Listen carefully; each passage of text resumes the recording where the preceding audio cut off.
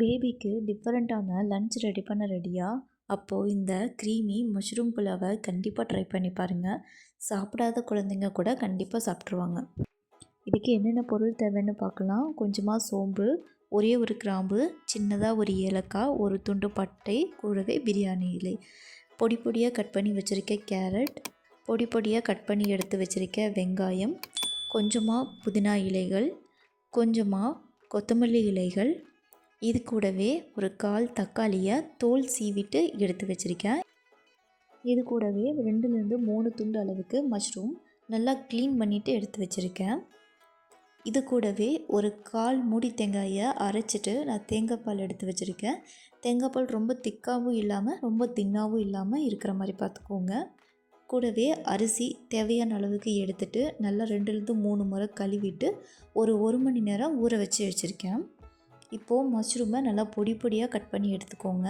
நான் வந்து நல்லா பொடி பொடியாக கட் பண்ணியிருக்கேன். அப்போ தான் உங்களுக்கு தொண்டையில் சிக்காது. இப்போது அடுப்பில் ஒரு குக்கர் வச்சுக்கலாம். குக்கர் வச்சு காஞ்சதும் அதில் கொஞ்சமாக நெய் சேர்த்துக்கிறேன். நெய் நல்லா காஞ்சதுக்கப்புறம் அதில் பட்டை வகைகள் எல்லாத்தையும் சேர்த்து கொஞ்சமாக பொரிய விடுறேன். இப்போது துண்டு துண்டாக கட் பண்ணி வச்சுருக்கேன் வெங்காயத்தையும் சேர்த்துக்கிறேன். சேர்த்துட்டு ஒரு நிமிஷத்துக்கு நல்லா வதக்கி விட்டுக்கோங்க. வெங்காயம் நல்லா வதங்கட்டும்.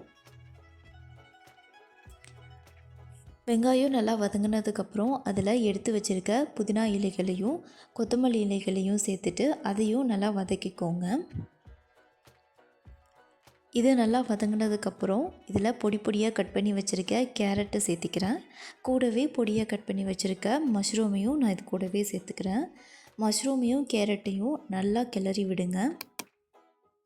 நல்லா வதக்கினதுக்கப்புறம் குக்கரில் ஒரு சின்னதாக ஒரு மூடி போட்டு மூடி வச்சுருங்க. ஏன்னா கேளானில் இருந்து நிறைய தண்ணி விடும். அந்த தண்ணியே கேளான் வேகிறதுக்கு போதுமானதாக இருக்கும். அப்பப்போ எடுத்து இந்த மாதிரி கிளறிட்டே இருங்க. இதே மாதிரி ஒரு 5 நிமிஷத்துக்கு நல்லா வதக்கினீங்கன்னா கேரட்டும் மஷ்ரூமும் நல்லா வெந்துடும். மஷ்ரூம் வந்து நல்லா சுருங்கிடும். அதில் இருக்க தண்ணி எல்லாமே வந்து வடிஞ்சிடும். இந்த டைமில் அடுப்பை லோ ஃப்ளேமில் வச்சுட்டு ஒரு நிமிஷத்துக்கு வதக்கினதுக்கப்புறம் இதில் நான் தேங்காய் பால் சேர்த்துக்கிறேன். தேங்காய் பால் தேவையான அளவுக்கு எடுத்துக்கலாம். தேங்காய் பாலை ரொம்ப கொதிக்க விட வேண்டாம். ஏன்னா அதுலேருந்து எண்ணெய் பிரிஞ்சு வந்துடும் கொதிச்சதுன்னா. இப்போது கட் பண்ணி எடுத்து வச்சுருக்க தக்காளியை சேர்த்துக்கிறேன். தக்காளியோட ஃப்ளேவர் மட்டும் இருந்தால் போதும். அது ஏற்கனவே எண்ணெயில் வதங்கும் போது சேர்த்துருந்தா தக்காளி நல்லா குக்காகி உங்களுக்கு தக்காளியோட ஃப்ளேவர் ரொம்ப டாமினேட் ஆகிடும். அதனால நான் இப்போ சேர்த்துக்கிறேன். கொஞ்சமாக இது கூட உப்பு சேர்த்துக்கிறேன். 1 வயசுக்கு கீழே இருக்க குழந்தைங்களுக்கு உப்பு அவாய்ட் பண்ணிக்கோங்க. எடுத்து வச்சுருக்க அரிசியை இதில் சேர்த்துட்டு மூடி போட்டு ஒரு 3லேருந்து 4 விசில் விட்டு எடுத்திங்கன்னா அரிசி நல்லா வெந்துடும். பாருங்கள் அரிசியும் நல்லா வெந்திருக்கு. இப்போது இதிலிருந்து நான் சேர்த்தின பட்டை வகைகள் எல்லாத்தையுமே நான் எடுத்துட்டேன். ஏன்னா அது வந்து குழந்தைக்கு டிஸ்டர்ப் ஆகக்கூடாதுங்கிறதுக்காக எடுத்துகிட்டு நான் நல்லா மசிச்சு எடுத்திருக்கேன். அவ்வளோதாங்க. ஆற வச்சுட்டு ஒரு பவுலுக்கு மாற்றிட்டிங்கன்னா ரொம்பவே க்ரீமியான மஷ்ரூம் புலாவ் ரெடி. இதில் தேங்காய் பால் சேர்த்துருக்கங்காட்டி உங்களுக்கு எக்ஸ்ட்ரா க்ரீமியாக இருக்கும். இந்த வீடியோ உங்களுக்கு பிடிச்சிருந்ததுன்னா கண்டிப்பாக இந்த வீடியோவுக்கு லைக் பண்ணிக்கோங்க. இது மாதிரி இன்னும் நிறைய ஹெல்த்தி ரெசிபீஸ்க்கு லைஃப் ஆஃப் இல்லத்தரசி சேனலை சப்ஸ்கிரைப் பண்ணிக்கோங்க.